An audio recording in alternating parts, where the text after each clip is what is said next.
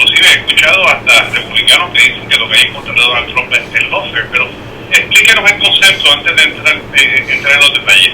Bueno, el lawfare es un término que junta, ¿verdad?, dos conceptos, que es el derecho y la guerra. Y es un elemento que cada vez se ve más en las democracias occidentales y en otros regímenes que son, ¿verdad?, y que se catalogan como de derecha o totalitarios y de izquierda también. O sea, es algo que está cada vez más común y que por ende amenaza el desarrollo de la voluntad de los pueblos mediante la expresión política, ¿no? El lawfare se utiliza por las clases dominantes, por ya sea políticas o económicas, para perseguir a los adversarios y tratar de descarrilarlos. Y aquí en Puerto Rico hemos tenido varios ejemplos recientes, ¿no?, en donde evidentemente se nota una utilización de los mecanismos legales para marginar o suprimir totalmente a otros grupos y a la expresión también del pueblo. La última expresión significativa de esto es obviamente el caso de Victoria Ciudadana, de los candidatos, que la Comisión Estatal de Elecciones les dice que no tienen que recoger endosos. La Comisión Estatal de Elecciones establece el procedimiento para abrir el portal para los endosos y hace claro a estos candidatos que no se requiere, y una vez se pasan los términos viene entonces este grupo de legisladores del PPD y que luego se une el PNP a impugnar que no se siguieron los trámites cuando los legisladores de Victoria Ciudadana y los candidatos de Victoria Ciudadana siguieron el curso ordinario que la Comisión Estatal de Elecciones utilizó, y ahora están descalificados y evidentemente esto crea unas dudas tremendas, Alfonso, en cómo se está utilizando el procedimiento de la Comisión Estatal de Elecciones, los reglamentos, la ley, y luego cómo los tribunales están interviniendo en estos trámites para tratar de que las elecciones se ganen por knockout, que no la persona ni siquiera suba al ring.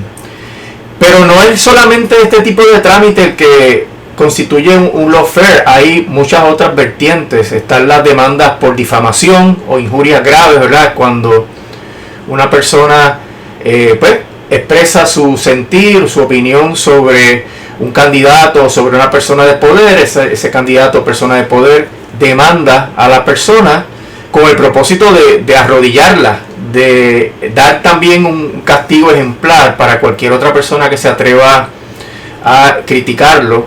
Y esto porque el trámite judicial tiene unos costos enormes y no todo el mundo puede enfrentar ese trámite judicial. Entonces te radican esas demandas para que tengas que contratar abogado, para que tengas que invertir recursos y tengas que, pues, tal vez pensarlo la próxima vez que quieras decir algo específico sobre ese candidato, y el mismo mensaje se le envía a otros candidatos, a otras personas que también puedan tener opiniones similares y que entonces se cohíben, ¿verdad?, lo que llaman el chilling effect, el efecto congelante, se cohíben de expresarse.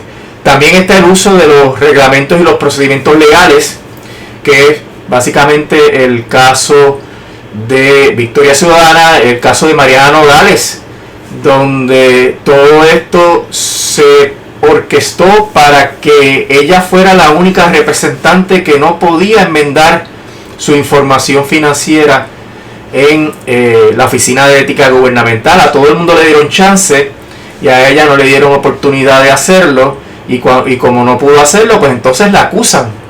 Eso es un caso evidente y claro de lawfare.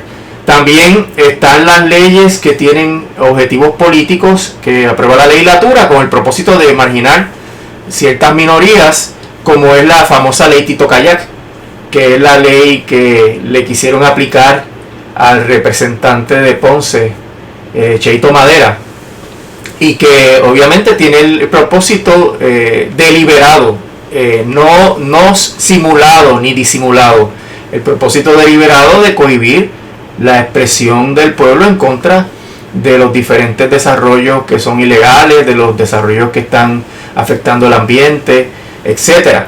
Así que hay muchas estrategias que se utilizan para tratar de suprimir la expresión pública, la expresión política, los candidatos, los partidos políticos, etcétera. Y son situaciones que la misma gente que están cometiendo esos hechos nefastos aquí en Puerto Rico se pasan criticando a otros países, que si en Cuba, que si en Venezuela, que si en Nicaragua, que si en Hong Kong, en la China, y no se dan cuenta, ¿verdad? O tratan de ocultar maliciosamente, porque nada es ingenuo en la política, que ellos están incurriendo en las mismas prácticas, y eso tiene unas consecuencias terribles en el sistema político. No vamos a decir la democracia, Alfonso, porque aquí en Puerto Rico no hay democracia, en una colonia no hay democracia. Aquí estamos gobernados por una junta de control fiscal, 7 personas que nadie escogió, y por ende aquí no hay nada de democracia. Sin embargo, hay unos espacios políticos de acción que ahora también los quieren cerrar. Lo primero fue la prohibición de las alianzas, donde tiene el deliberado propósito de que los grupos no junten sus fuerzas para competir contra el bipartidismo corrupto del PNP y del PPD. Y ese caso, los tribunales se hicieron eco de esa prohibición, no encontraron nada malo, y ahí tú ves como los tribunales también se forman parte de esta guerra de derecho contra los opositores políticos, porque los tribunales son también criaturas de las clases políticas que hay en Puerto Rico. Así que todos los mecanismos del Estado que están interviniendo en este proceso a los fines de suprimir una expresión política, y eso pues obviamente lacera las oportunidades, los canales que tiene el pueblo para de manera pacífica, Alfonso, puedes presentar alternativas de cambio, porque cuando tú cierras una de las virtudes que tiene el sistema democrático, pongo comillas porque ya estamos estipulados que aquí no hay una democracia, pero una de las virtudes es poder canalizar el ímpetu político, el ímpetu sectario, el ímpetu de cambio del pueblo por unos mecanismos legítimos que no requieran el uso de la violencia. Tú sabes que todos los pueblos tienen derecho al cambio revolucionario. Todos los pueblos colonizados tienen derecho a la resistencia y a derrotar al poder colonial. Esos son derechos humanos. Eso está reconocido por las Naciones Unidas. Pero si tú no quieres llegar a la violencia, tú tienes que darle los mecanismos justos, adecuados, equitativos, para que la gente pueda cambiar sus representantes, escogerlos libremente, y para que pueda darle otro rumbo al país, acorde con la voluntad mayoritaria. Si ya tú no tienes eso, Alfonso, ¿qué te queda?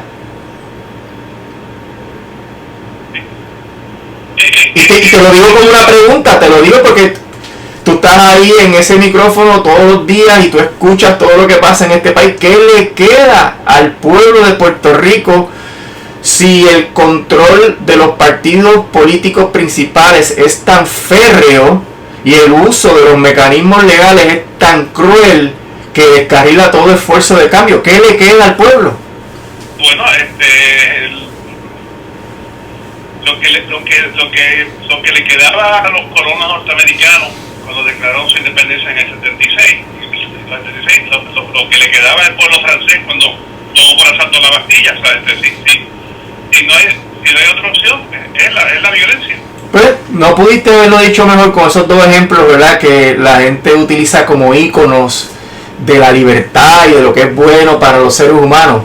Pues efectivamente, Alfonso, y Puerto Rico ha sido un país que ha tenido sus etapas de violencia revolucionaria en la década de los 30, en la década de los 50, el grito de Lares, la lucha contra la invasión, que no solamente implicó las fuerzas españolas, sino también fuerzas revolucionarias puertorriqueñas. Así que el camino debe estar libre para que todas esas expresiones se canalicen, y aún dentro de una colonia, Alfonso, para que no haya la explosión que pueda motivar un cambio colonial.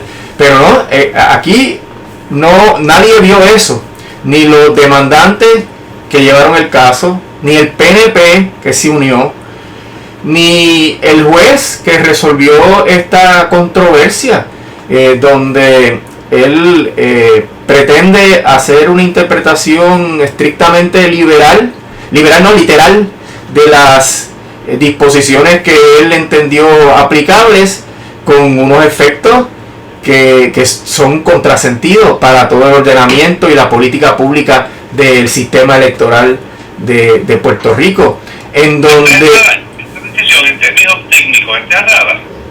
Yo entiendo que sí, que está errada. Lo que pasa es que obviamente hay unas ambigüedades, pero cuando tú tienes unas situaciones de disposiciones que son conflictivas, tú tienes que recurrir a los diferentes mecanismos de la hermenéutica, de la interpretación que se hace de los textos. Y los textos se interpretan de manera literal en muchas instancias donde no hay ninguna ambigüedad, pero donde sí hay ambigüedad tú tienes que recurrir al contexto, a las fuentes del derecho, a los principios generales del derecho, al uso, a la costumbre. O sea, hay toda una jerarquía de criterios para ayudar a los jueces y juezas en la interpretación. Pero digamos que no esté errada, Alfonso, digamos que no esté errada. Aquí el problema es que hay unas actuaciones de la agencia a quien se le delegó la administración del sistema electoral, y que es la agencia experta del sistema electoral, y esa agencia es la que te dice no tienes que recoger endoso, y tú miras la ley y dice eso, y tú miras el reglamento y dice algo compatible, y entonces tú te dejas llevar por la agencia que tiene el expertise. Entonces el tribunal descarta todo eso. Tú sabes que los tribunales deben darle deferencia a las determinaciones de las agencias especializadas, porque son las que tienen la delegación legislativa y son las que han desarrollado ese conocimiento especializado. Pues el tribunal descarta. Y para colmo, la Comisión Estatal de Elecciones no comparece al tribunal a decir, oh, yo metí la pata, perdón, vamos a hacer este remedio. Porque aquí no es meramente no recogiste endoso y se acabó el juego. Aquí hay un problema democrático, aquí hay un problema de derechos humanos y de derechos civiles, porque no miremos solamente los candidatos, que es donde se está la gente enfocando, no miremos a Victoria Ciudadana y Proyecto Dignidad, vamos a ver la gente que hubiese votado por ellos, por los candidatos y por esos dos partidos, vamos a ver la gente que votó por los que son incumbentes, que también fueron descalificados, y aquí tú ves que hay unas lesiones de gran envergadura que tienen un alto interés público. Entonces, normalmente antes, hace mucho tiempo, Alfonso, nos decían en la escuela de derecho que cuando el Estado se equivoca, que un error de derecho del Estado no genera obligaciones ni derechos, no permite corrección, ni reparación, ni una excepción. Que cuando el Estado se equivoca, mala mía, te chavaste, me equivoqué, te di este permiso, no te lo merecía, te pasé en la reválida de abogado, no te merecías que te pasara en la reválida de abogado, y te quedas fuera, o sea, perdiste todo, ¿no? Pero aquí tenemos la situación de que la agencia especializada le dice no tiene que recoger endoso, después un tribunal dice a pesar de lo que es la Comisión Estatal de Elecciones y lo mucho que sabe de este tema, estaba equivocada. Entonces tú no le das remedio a la gente. Y ya esa doctrina de que un error del Estado no genera derechos ni obligaciones, ya eso se superó, y hay jurisprudencia que permite que se haga el balance de intereses, que permite que se diga, oye, a la verdad es que esto fue bien injusto y esto genera unas expectativas. Dime tú si no se generaron expectativas de esos candidatos cuando fueron certificados, o más bien cuando fueron inducidos a error de que no tenían que recoger los endosos, ¿verdad? Si ese es el caso, porque acuérdate que esto está sujeto a una apelación y esto podría ser otra historia si revocan, pero la cuestión es que yo actué de conformidad con lo que tú me dijiste, y por qué entonces ahora me quedo fuera y deja fuera a mis electores pasados, en el caso de los incumbentes, y deja fuera a mis potenciales electores. No tienen ya la opción de votar por mí. Entonces, ¿eso no es un interés importantísimo del Estado? Claro que sí.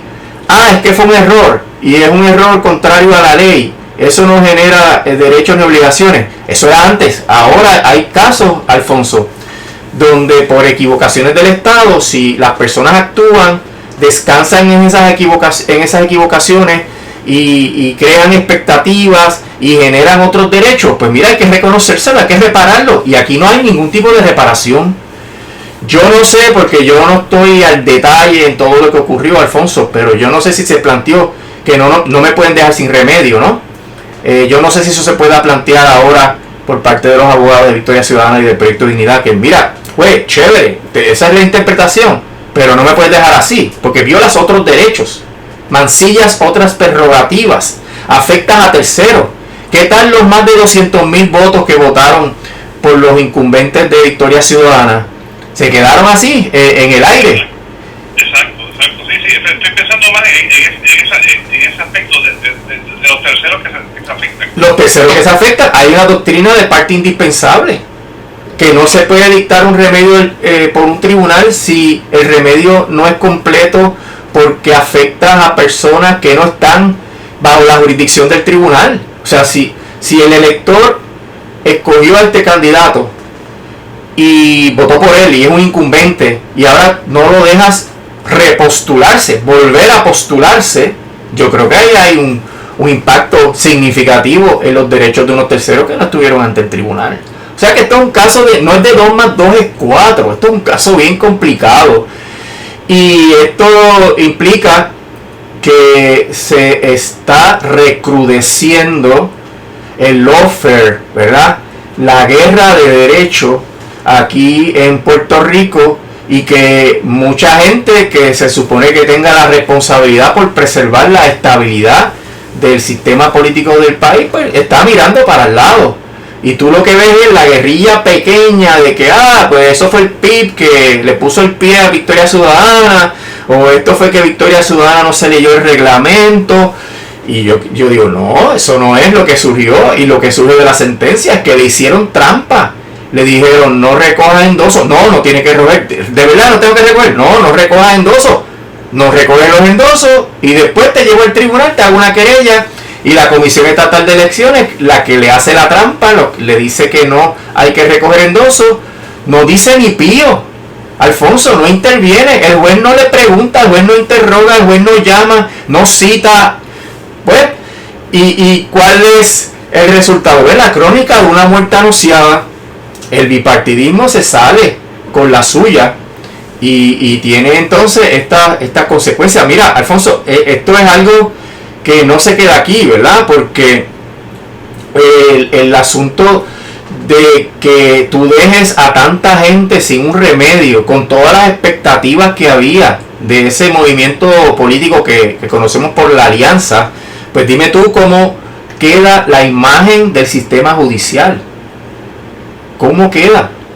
Donde aquí el truco es evidente, y el tribunal, por supuestamente, ¿verdad? Porque esa es la teoría del tribunal, adscribirse literalmente a lo que dicen las disposiciones, dice, este es el resultado, y el resultado crea todos estos disloques. Pues mira la imagen de la rama judicial, y particularmente en Puerto Rico. Tú sabes que mi tesis doctoral de Derecho es sobre este tema, sobre la imagen, sobre la imparcialidad de los jueces y juezas en Puerto Rico desde la perspectiva de los abogados y abogadas postulantes. Pues es otro clavo más en el ataúd de esta imagen de imparcialidad que deben tener los tribunales. Y eso pues no se ve. Ajá. Tuvieron el aumento, sin mencionar que ese fue el juez que se aumentó el sueldo, sin duda. Pero hay una implicación terrible para la imagen de la rama judicial en Puerto Rico, porque en Puerto Rico los jueces se escogen por un sistema político donde hay unos requisitos mínimos tú tienes que ser un abogado o abogada que tenga unos años en la profesión y dependiendo del número de años, pues tú cualificas para estos puestos, pero todos los demás, todos los otros criterios son políticos, partidistas, sectarios, ¿verdad? No es que si eres una persona liberal o conservadora, es que pertenezca y que seas miembro de un partido político. Entonces, hay que tener un padrino. Sí, y por eso es que en el debate siempre sale el tema de quién nombró al juez o quién no lo nombró al juez. Por eso que Manuel Natal, en la conferencia de prensa para denunciar esto, que se dio después de la sentencia, pues dice primero quién nombró al juez y quién lo renominó. Y cuando tú ves, entonces pues, confirmado, ¿verdad? Que esto es parte de este proceso de control absoluto de los partidos políticos de la rama judicial. Esto también no solamente afecta esa confianza que se debe tener en el sistema judicial, sino intimida y suprime. O sea, ¿quién le va a creer ahora a la Comisión Estatal de Elecciones cuando diga a un candidato, tienes que hacer esto, ahora tienes que hacerlo de esta otra manera? ¿Quién le va a creer? Porque si eso está sujeto a que sea impugnado posteriormente y que después no te reconozcan ningún derecho, ninguna prerrogativa, porque la comisión se equivocó, mala mía, pues mira, suprime. ¿Quién va a tratar de pasar por ese calvario para postularse en el país, ¿no? Esto también, obviamente, como dijimos al principio, suprime la libertad de expresión y de asociación que pueden tener y deben tener los candidatos en un sistema abierto donde se pueda canalizar. Fíjate que aquí estamos yendo más allá de los particulares de los candidatos. Es el pueblo el que tiene que tener estos mecanismos de canalizar sus ideas, su ideología, su voluntad, sus deseos de cambio, etcétera. Y todo esto trunca ese espacio, ¿no? Y puede generar no solamente una respuesta indeseable o violenta, sino también una apatía, emigración. Esto puede impactar la emigración. Pues si yo no puedo cambiar el sistema político de un país donde yo vivo marginado, ahogado por una inflación, por un sistema de salud absurdo, por un costo de la vida altísimo, y el único mecanismo que yo tengo es votar por unos candidatos que ahora no le permiten participar. Pues mira, me voy de aquí. O sea que todo esto se conjuga para hacer más graves los problemas que tenemos aquí en el país. Y además es otro ejemplo, ¿verdad? Además de lo que vemos en Estados Unidos constantemente, porque esto del lawfare en Estados Unidos está en su punto más álgido en la historia, pues crea precedentes para que otros países también recurran a esto del lawfare y la calidad de vida en estos países también se perjudique. En Estados Unidos, Alfonso, por el mero hecho de que tú salgas electo, te van a querer hacer un residenciamiento, ¿verdad? ¿Cuántos residenciamientos tuvo Trump que no pasaron por la división política que hay, que ciega tanto en ese país? Pero a Biden lo están procesando en un trámite de residenciamiento que es obviamente una estrategia de lawfare, porque no tienen pruebas y los testigos que tienen no tienen ningún tipo de credibilidad ni reputación. Así que eso lo estamos viendo todo el tiempo. Lo que le está pasando a Trump, en alguna medida, esa avalancha de casos de una persona totalmente intocable, ahora tener tantos casos, pues evidentemente es que se soltó el gatillo, se soltó la soga que tenía amarrado todas esas intenciones, y eso es lo que se está viviendo en Estados Unidos, y es lo que promete Trump para Estados Unidos si Trump gana las elecciones. Lo ha dicho directamente, sin ningún tipo de tapujo. Él dijo que va a perseguir a los fiscales, a los del Deep State que han establecido estas estrategias de persecución. O sea que eso viene, si gana Trump, de seguro, y lo tendremos todos los días. Sí. Ahora, lo que le estén haciendo a Trump es lawfare. Pues mira, yo creo que en alguna medida el tema de lo que le están haciendo a Trump es porque se ha perdido el pudor de utilizar los mecanismos del Estado para perseguir a la oposición política. Yo creo que hay algo de eso. No es que Trump no haya cometido las conductas. Yo vi lo que pasó el 6 de enero. Tú lo viste también. Eso es obvio, eso es evidente. Pues cualquiera que participe en esos eventos, pues va a tener que enfrentar un proceso judicial.